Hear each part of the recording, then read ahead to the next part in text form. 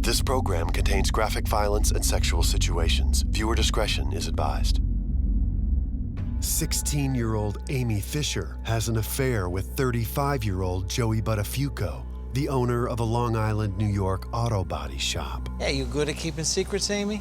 Amy and Joey were playing a very dangerous game. But Joey was an adult. He should have known better. I'm not so young, you know. She was clearly infatuated with him, but also, I mean, he was taking all sorts of risks. Joey, is this your wife? And when their relationship cools down, Why don't you get out of here for a while? the love-struck young girl becomes desperate You said you were gonna leave her. We got kids. and focuses her scorn on her lover's unsuspecting wife. I want a gun, Peter. A gun? Yeah, a gun. Can you get it for me? The aim was to kill me. I just didn't die. An investigation will uncover a torrid game of jealousy, sex, teenage prostitution, adultery, betrayal, and a loaded gun. And what jaw-dropping revelations would emerge about the girl the tabloids would soon proclaim the Long Island Lolita? The media was all over, the cameras were all over, the reporters were all over. He had the wife, and she was going to kill the wife, and the eternal triangle and all that. All these different headlines, and it just, the story did not go away. Meet Amy Fisher. Just another high school teen with a crush, until scandal made her famous.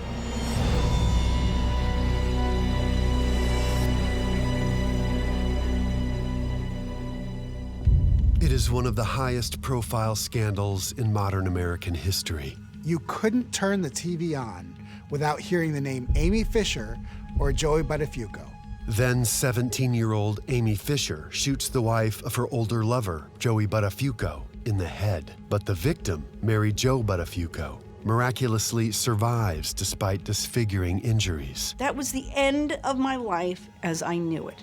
Amy Fisher would become the subject of an all-out bidding war for movie rights to her twisted love story.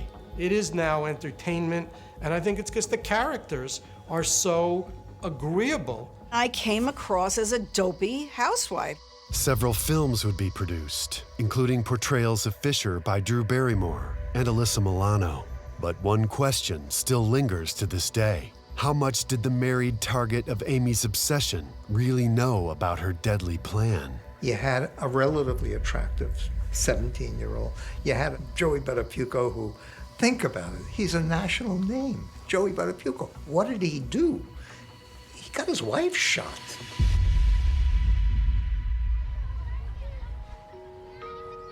Mary Jo Connery and Joey Buttafuoco meet as kids in the tight-knit Italian community of Massapequa on Long Island. I would describe Massapequa as a probably upper-middle-class area, and it's kind of quiet. It's colonial homes and pretty streets. Our families knew each other. Our parents were in the same parish. We were raised there. We met there in school. Very innocent, very sweet, very normal 1970s suburban upbringing. They were the classic high school sweethearts. They married young, they settled down, they had 2 kids. It was the American dream. It was perfect. Everybody knew Joey, everybody knew me, and, you know, people thought we were terrific together. Oh, I look beautiful.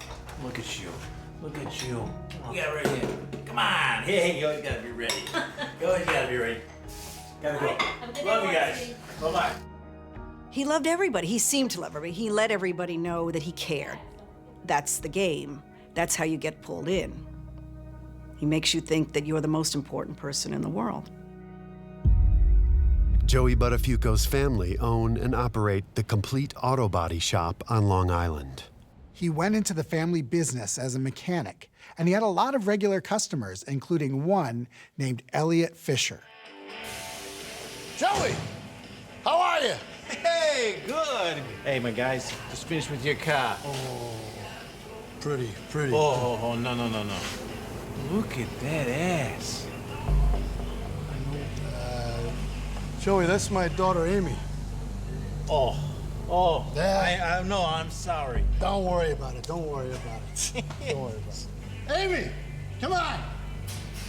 Elliot, so when are you gonna come play cards with us? I don't have the money to lose, and I don't want to owe you. That's right. you later, Mr. Fisher. Amy? Joey? Amy Fisher grows up in Merrick, New York, as the only child of Elliot and Roseanne Fisher. According to Amy, her parents had a really volatile relationship when she was younger. By the time she got to high school, Amy got anything that she wanted, and what she wanted was attention. Amy, get out here. Your mother and I want to show you something. She's gonna love it. I'm sure she's gonna love it. She's gonna have to be able to. It's Happy a friend! birthday! Happy 16th, baby. Do you like it? Like it? I love it. Hey, Amy, as you know, there's some rules with this thing. Rules? No driving at night. You drive to and from school only. Dad, did you give me a gift or give yourself an excuse not to have to drive your daughter around? This was a pretty extravagant gift, not just for the time, but to give to someone who was starting to rebel against her parents, especially her dad. They could see signs of trouble ahead, and they didn't quite know how to control her. But giving her freedom in this car wasn't going to help. Come on! Get out! Hurry up! On Halloween, Amy goes out with her brand new car.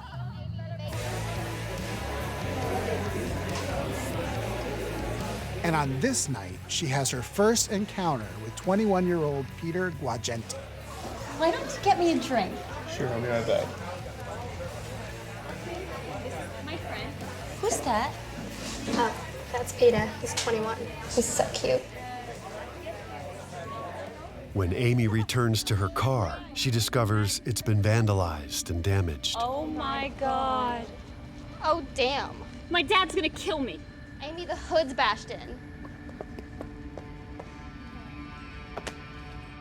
Amy's dad wasn't a really handy guy, so he took the car back to Joey's shop. Exactly. Amy, why don't you go into my office, turn on the radio while we talk, okay? Yeah, Mr. Buttafuoco.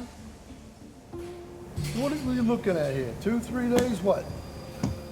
Yeah, 3, 4 days at the most. We'll get it fixed up for you.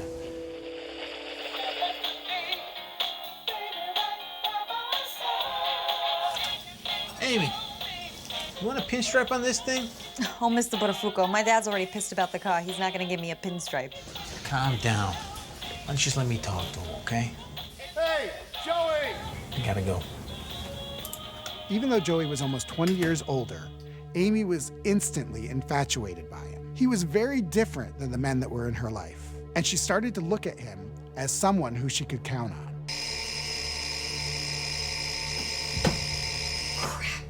A few months after the car is repaired, Amy oversleeps and is late for school.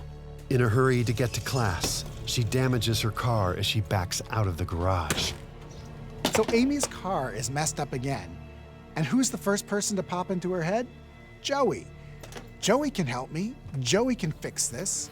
I can count on Joey. I've known your dad for a long time, Amy, and I ain't comfortable not telling him about this. Mr. Buttafuoco, I don't want to get you into trouble, but I don't want to get in trouble neither. Oh, boy. You did a number on this one. Hey, listen, maybe we could say it was a hit and run. Sound good? Yeah. And it'll be our secret? You good at keeping secrets? Yeah. I'll owe you big time, Mr. Buttafuoco. Call me Joey. Joey. She repeatedly went into the auto body shop. Now, you know, whether he seduced her or she seduced him, I think it was probably mutual. I would believe she was experienced at 16. What brought her to where she was, I don't know, but she was available to Joey when she walked into that body shop. Amy, car's not gonna be ready till later this week. You need a ride home? Sure, Joey, thanks. Good. You know, I've known your dad for a while, but I ain't never seen your house before, so is he gonna be home? No, nobody's home. Not till tonight.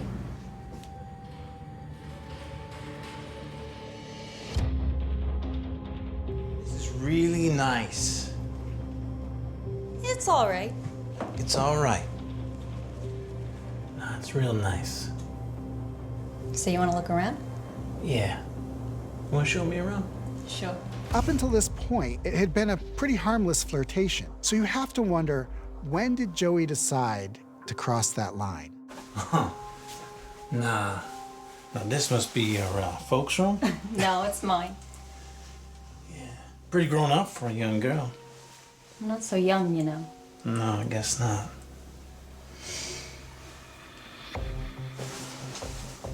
But you are pretty.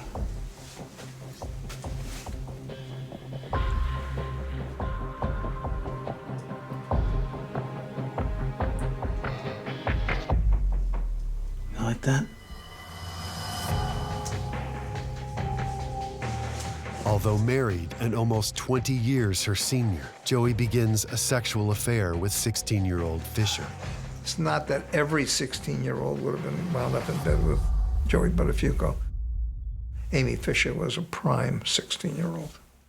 This whole relationship was all about sex, and they had a lot of it.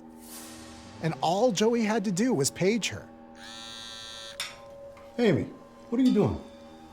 Eat your food. I remember his code was 007 for her. She would call him, and that's how they would communicate. If my parents knew I was talking to you, they'd kill me. I swear to God. Mary Jo, on the other hand, thought she was living this perfect life. Bye. She had no idea that her husband was having an affair with a high schooler. So, what time do you think you'll be home? You know, I'm not sure. Pretty slammed over here right now. All right.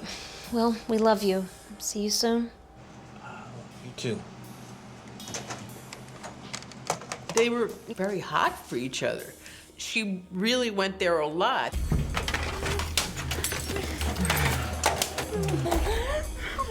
I get the brazenness of a 16-year-old just showing up at her boyfriend's place. But you would think a married father of two would say, you can't come around here. But it doesn't look like he ever said that. That's the behavior of a sociopath. They can charm the snakes out of the trees. That is one of the traits about Joe that I loved so much about him. And he was very, very good at it, as most sociopaths are. Joey, is this your wife? Don't ever get married, Amy. It's a constant ball busting. My wife's a pain in my ass. Amy and Joey were playing a very dangerous game. What's this? Them some new shirts for my business. You want one? Yeah, I want one. It's yours. To Joey, he had it all. He had this hot little high schooler who he could have sex with anytime he paged her. But then back home, he had a devoted wife who was taking care of his kids and who loved him deeply. I don't think he expected the disaster that was brewing.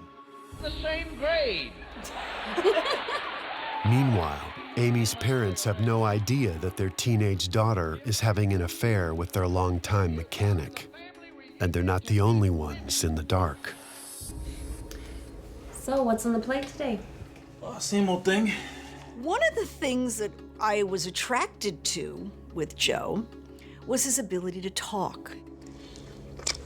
Love you, Joe. I love you. I thought, how lucky am I? What a lucky woman I am to have a man who shares his feelings with me and shares his thoughts with me.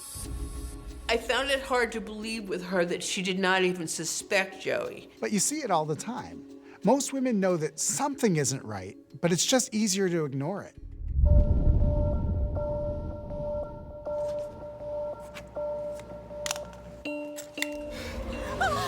A few months into the affair, Amy turns 17 Hey, look down in there. and is now legally considered an adult in New York State.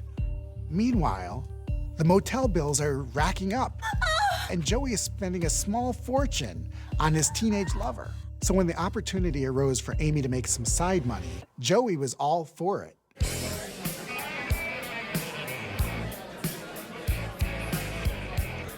And according to Amy, he's the one who set her up with the escort service. Amy, I hear you're looking for some work. Yeah, Mr. Tony, something I can do after school. You're not too shy, are you? Do I look shy? No, you do not. She's not shy at all. He was very aware that she wanted money. And, you know, maybe he wanted to be let off the hook because he was giving her money. It might have gotten to the point where his wife might have suspected it at the time. Regardless of the reason, Amy ultimately begins generating her own income through prostitution. How to skip class. Okay, enough of the conversation, huh?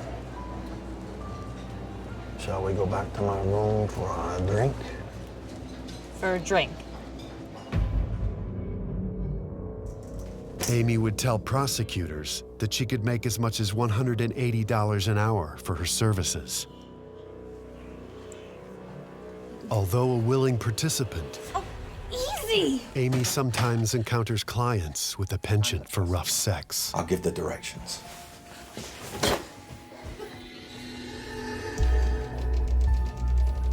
We knew that by Amy's own admission that she was employed by the escort service.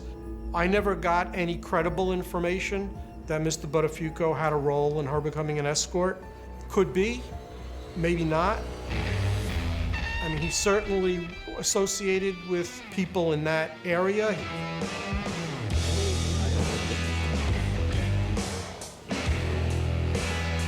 Down front, down front.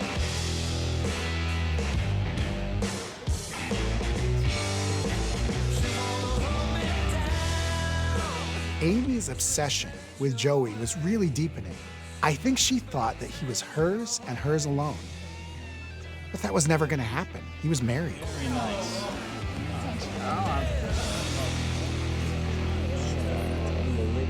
But Amy is a girl who's used to getting what she wants. Are you gonna leave her? You're a kid, you don't understand the situation. But you said you were gonna leave her. We got kids. Don't you wanna leave her? Listen, we're having fun, but I'm not leaving my wife for a 17-year-old, okay? I want you, Joey. Hey, I want you too. Amy was becoming impatient with Joey, and the more that she attached to him, the more he withdrew, which caused her infatuation to turn into a very dangerous obsession. Wanna hang out later? No, I don't want to hang out later. Don't you gotta go to work or something? I need some money, Joey. I thought you were working. I need more. Well, then work more. And work more. I need some money. Look, I gotta get back at it. This is all I got. Amy's starting to ask a lot more from Joey, and he should have been a lot more worried about her than he really was. Hey, Dick. Know where a girl can get a gun? No. And I'll remember to forget that you asked.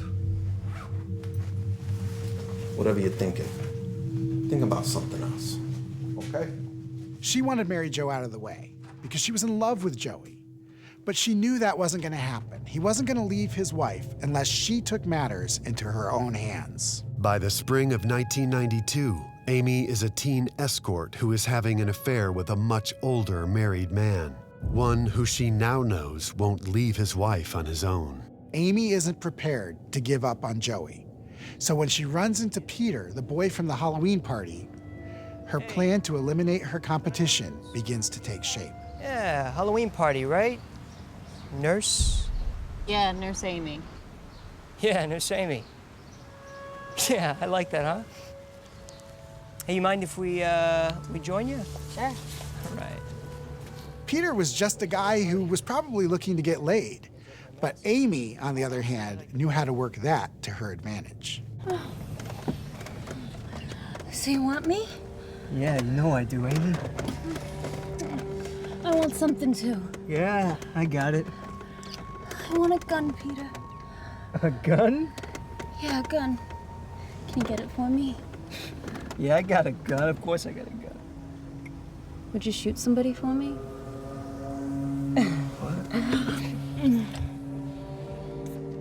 Peter is unaware of the deadly plan Amy has in store for the Long Island mom, just miles down the road.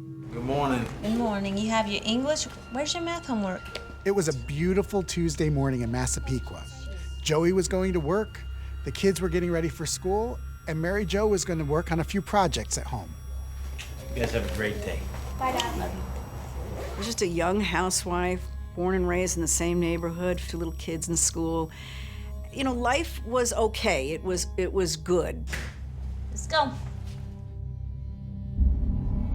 After a year-long affair, 17-year-old Amy Fisher finds herself outside the home that her 36-year-old lover shares with his wife and 2 children. Her driver is 21-year-old Peter Guagenti. Who's this woman again? What does it matter? You're gonna shoot her for me, right? You can't go shooting no woman for no reason, Amy. Why'd you drive me over here? I thought you were just blowing off some steam. Oh, you got what you wanted and that's it, huh? Okay. If you want it dead, why don't you just do it yourself, okay? I can't. Then don't. You've got a problem with this housewife. Why didn't you just talk to her?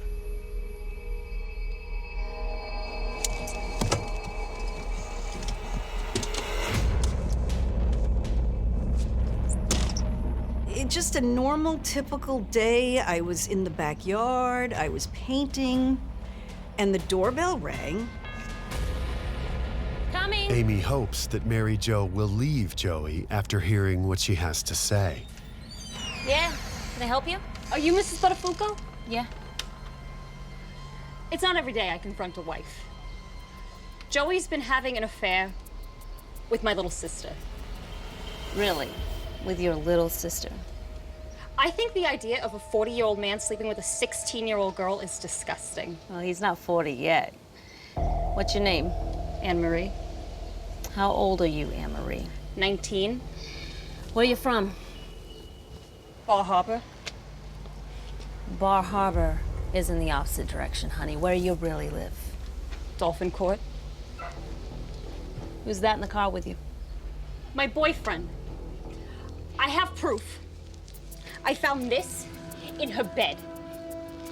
Yeah, so what? Look, he gives these t-shirts to everybody. Look, thanks for coming by. I'm gonna call my Joey.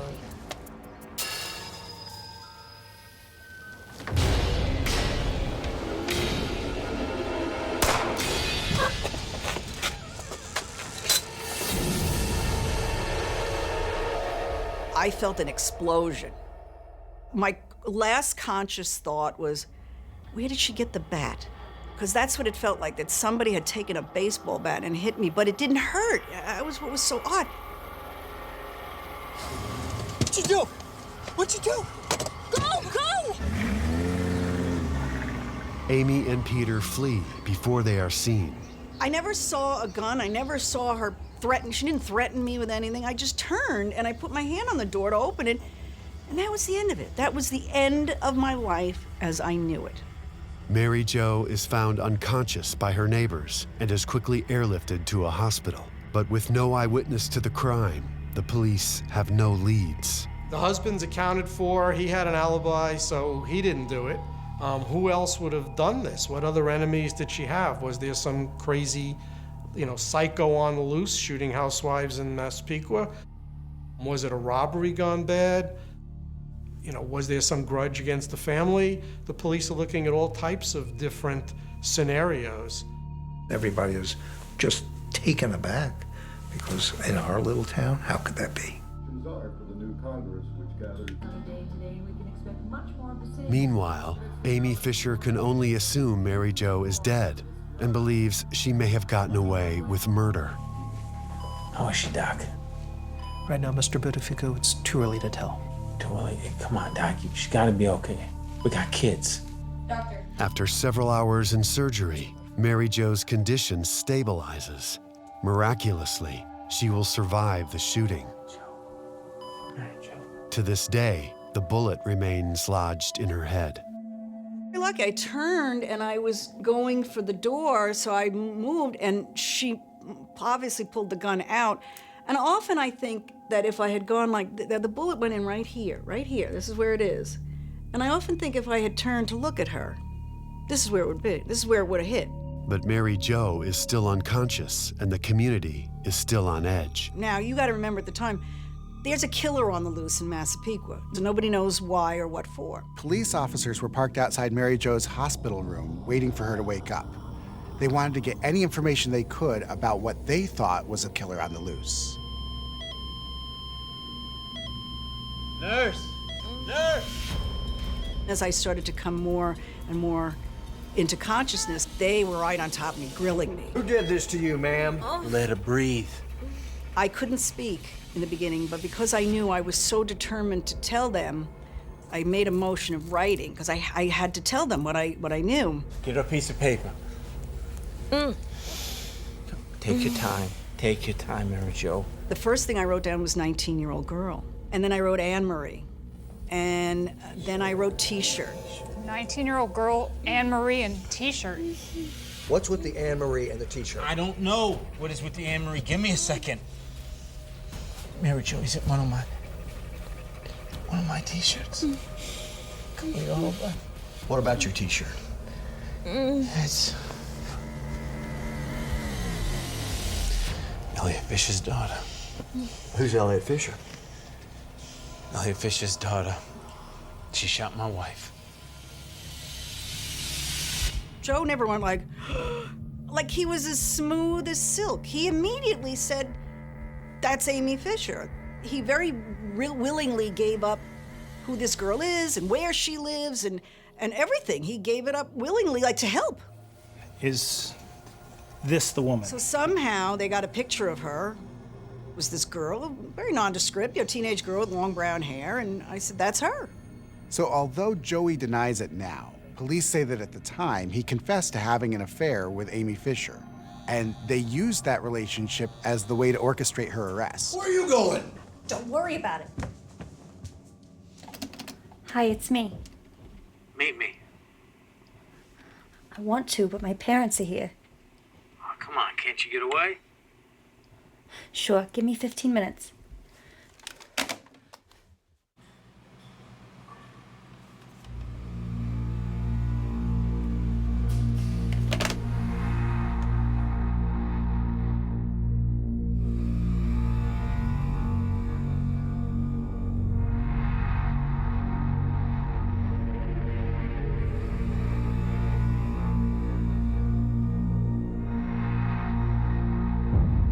On May 21st, 1992, Amy Fisher is arrested for the attempted murder of Mary Jo Buttafuoco. At first, it wasn't that big of a story. It was the teenage version of Fatal Attraction. But then, A Current Affair aired a 14-minute video of Amy having sex as a prostitute, and then the story blew up. They started calling Amy the Long Island Lolita, and I think that's what made Mary Jo start questioning whether her husband was being truthful with her or not. Is it true? Did you and her? No, Joe. No, she's a teenager. Joey, why would she do this to me? I don't know, she's probably messed up in the head. Did you sleep with her?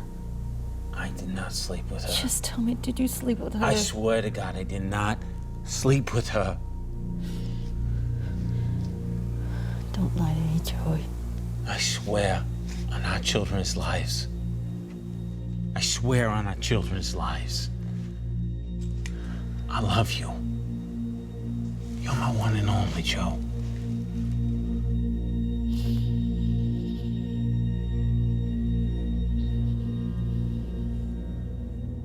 Police say 17-year-old Amy Fisher decided to seek a fatal attraction-like revenge on her married lover's wife.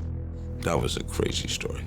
He had the wife, and she was going to kill the wife, and the eternal triangle and all that. I know the public's fascinated with it. Amy's story was that she hit Mary Jo with the gun, and that the gun just somehow went off. But nobody was buying that story. The aim was to kill me right then and there. I just didn't die. And it's not long before Amy begins turning on Joey, claiming that he knew all along of her plan to confront Mary Jo with a gun. Amy Fisher was a victim of Joey Buttafuoco. Do you think that a 16, 17-year-old girl did this on her own without anybody feeding her in? She came up with the idea that Joey and I are going to be together forever? Now. It became that Amy was now under the spell of Joey. And that now Joey is the bad guy. And poor Amy. But poor Amy came to my house and shot me in the head. I didn't have much sympathy for her. But Joey continues to insist he had nothing to do with the shooting of his wife, and even goes as far as to deny that he ever had a sexual relationship with Amy. Amy Fisher is a liar and has zero credibility. According to Joey, Amy was just this obsessed teenager who had a crush on him. and he had no problem going to any media and telling them that. He actually went on Howard Stern to talk about this. And if your wife is in this much pain and she gets shot, you're not going to draw more publicity to it. You're just not going to do that. Amy pleads not guilty to the charges, and the judge sets her bail at $2 million, the highest in the history of Nassau County. Amy's attorney thought this was an outrageous amount, and her parents were never going to be able to pay it. But the judge refused to budge, so the attorney came up with an unconventional plan to get that money fast. I called a friend up, a reporter from Channel 2, and I told the camera that if anybody could post her $2 million bail, they could have the rights to the story. And he ran it that night, and 5 minutes after it ran, he called me up. He said, the phones are ringing off the desk. KLM Productions win the rights to Amy's story and posts her bail, making Amy a free woman. Mary Jo Buttafuoco is released from the hospital. Although deaf in one ear and with half her face paralyzed, she is quick to come to her husband's defense. This is a lie. Everything she's saying is a lie.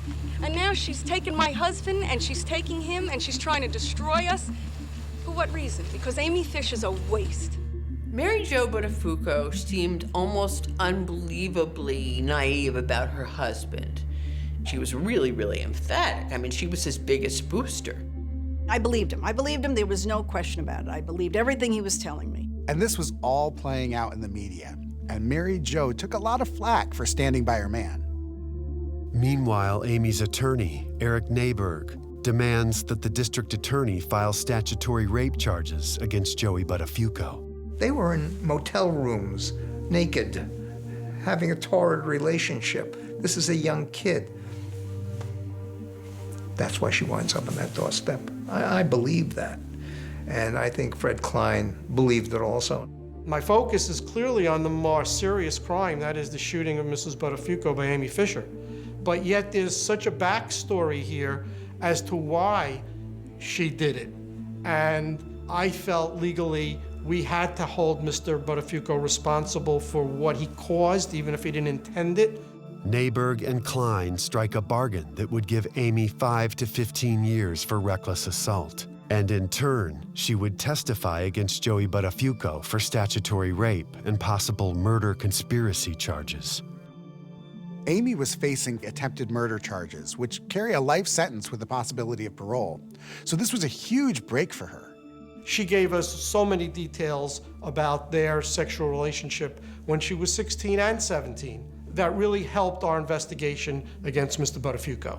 On September 23, 1992, Amy Fisher accepts the deal and pleads guilty to reckless assault, but she still claims the shooting was an accident. I hit her on the back of the head. I went to hit her again, and the gun went off. When I went into Fred Klein's office, I was furious. I was furious. And I stood up at that desk, and I was just so angry. Like, how can you say this? How can you say aggravated assault? Good God, this was an assassination. For God's sake. District Attorney Klein also makes it very clear that Joey would be his next target. But the very next day, another secret tape emerged, and it was Amy talking about how she needs to keep her name in the press, how she needs to make a lot of money for this, and that she deserves a Ferrari for all the pain and suffering that she has gone through. The media is in an uproar, duped by Amy's innocent girl act. We were on the verge of making a case when all hell broke loose and her credibility was shot. Amy had already taken the plea deal, but now she was a useless witness. So they had to put together a case against Joey without Amy, and that was going to be really difficult. On December 1st, 1992, Amy Fisher receives the maximum sentence of 5 to 15 years imprisonment for aggravated assault in the first degree. The saga of Amy Fisher and Joey and Mary Jo Buttafuoco plays out in 3 made-for-TV movies, and they all air within a week of each other. The first is by KLM Productions, who bailed out Amy in exchange for her rights. It airs on NBC and is told from Amy's perspective. The Buttafuocos agree to sign over their rights for a movie called Casualties of Love on CBS. The CBS movie was from our point of view, our story, if you will. And ABC produces a film based around the reportings of New York journalist Amy Pagnosi, who was close to the case. I was actually surprised when I got the call, and especially surprised that they created a woman based on me. I knew once Drew Barrymore was cast in the lead role that it would probably be a successful movie, and certainly a lot of people would watch it. Well, it's not just television, movies, newspapers, books, you name it. The incredible lust we have for the stories about the crazy things that other people do, because we need the Buttafuocos. Joey Buttafuoco relishes the limelight. The DA didn't even believe her. She's not credible. If Joey had just kept his mouth shut, gotten back with his family, resumed his life, this whole thing could have gone away. But Joey kept publicly and loudly saying that he didn't have an affair with Amy Fisher, and he would tell that to anybody who would listen. Frankly, that incensed so many people that my phone rang off the hook with people who said, listen, we really don't want to get involved, but if he wants to go out in public and start saying these things, we can't live with ourselves anymore. And we developed really good, credible witnesses who knew pretty much firsthand that he was having a sexual relationship with Amy. The smoking gun ended up being the motel receipts that Joey Buttafuoco had signed, and they were date stamped during the times that Amy was just 16 years old. It was at that point that I received a call from his lawyer indicating that he wanted to plead guilty. Nearly a year after his wife is shot by his teenage mistress, Buttafuoco is indicted on 6 counts of statutory rape, 12 counts of sodomy, and 1 count of endangering the welfare of a child. He is sentenced to 6 months in prison. He is released after serving less than 5 months. Meanwhile, Amy Fisher is 6 years into her 15-year sentence for the shooting. According to Amy, her time in jail wasn't easy. She says she was raped, she was sodomized, and that she had affairs with her prison guards. Amy apologizes to Mary Jo Buttafuoco in court. I put Mrs. Buttafuoco and her children through so much pain. And for that, I'm deeply sorry. In early 1999, Mary Jo publicly forgives her and encourages the judge to release her from prison.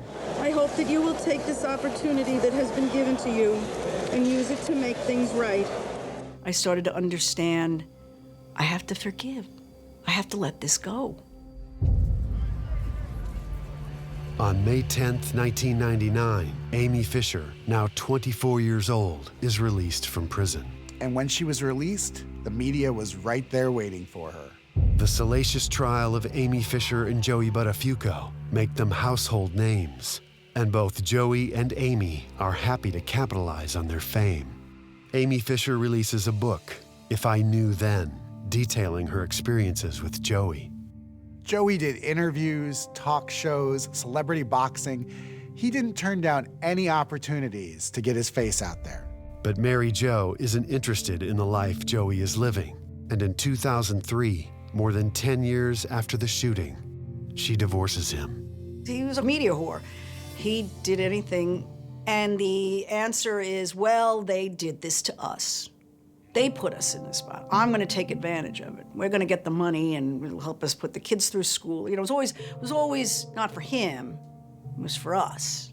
But I wasn't even married to him at that point anymore. So I would just go, curl my eyes and just, oh my God. In 2003, Amy marries Lou Bellera, a man 23 years her senior. In 2005, Joey marries his second wife, Ivanka. But a short time later, Amy and Joey are caught together alone in Central Park, sending the tabloids into overdrive and once again thrusting them into the national spotlight. By this time, Joey and Amy were both separated from their spouses, and they happened to file for divorce on the same day. This was media gold. Most think it's a publicity stunt to launch their own reality show, but not everyone is amused. My children, who are now adults at this point, were so angry, and that made me angry, that why are you doing this to your children? That's their last name too. The reconciliation is short-lived when both Joey and Amy return to their respective partners. It isn't long before Amy is back in the news once more. A porn distributor leaks a graphically explicit tape of Amy having sex with her husband, Lou Valera. Amy sues, but quickly settles. So at first, Amy said that she was horrified by the sex tape leak, but then she turned around and started promoting it. She even goes on Howard Stern to talk about this sex tape. Everything was sex, sex, sex, sex, sex. Amy releases a pay-per-view adult film titled Amy Fisher, Totally Nude and Exposed, and signs a deal to produce and act in a series of adult films. She also appeared on VH1 reality shows, Celebrity Rehab with Dr. Drew, where she sought treatment for her alcoholism. And in 2011, Amy's husband Lou fights Joey in a head-to-head pay-per-view celebrity boxing match. The two almost come to blows at the official press conference. In the actual match, Lou knocks Joey down a few times before the match is stopped. During the same event, Amy Fisher fights Nadia Suleiman, formerly known as Octomom, who wins the battle in just 3 rounds. A few years later, Amy and her husband Lou finally call it quits after 3 children and 12 years of marriage. Amy has since kept a low profile. She could have used the name Amy Fisher and done some good things. She chose not to. She chose to stay on the same trend that she was on then, using sex as a weapon and getting down to that, into the dirty part. She didn't have to do that. Maybe you still have an opportunity to change it around. It's our call. Joey and his wife Ivanka reconcile. Joey now builds hot rods in California. To this day, the Amy Fisher story remains one of the highest profile scandals in modern American history. This was ripe for made for TV. You have a 17-year-old white upper middle class girl and a Goomba-looking Buttafuoco last name, 36-year-old man who played the part beautifully, and the dopey housewife who hasn't got a clue as to what's going on. I didn't see it then. I look at it now, and my own sense says to me, no wonder we were the joke of the neighborhood or the joke of the press, because we just fit the parts beautifully. Mary Jo chronicles her own experiences with Joey and the fallout after the shooting in her New York Times best-selling book, Getting It Through My Thick Skull. And although happy emotionally, she still deals with lingering physical problems since the attack. One of the biggest lessons that I have learned is forgiveness. And you can have better. You don't need to be with anybody other than yourself, because when you love yourself, everything else falls into place.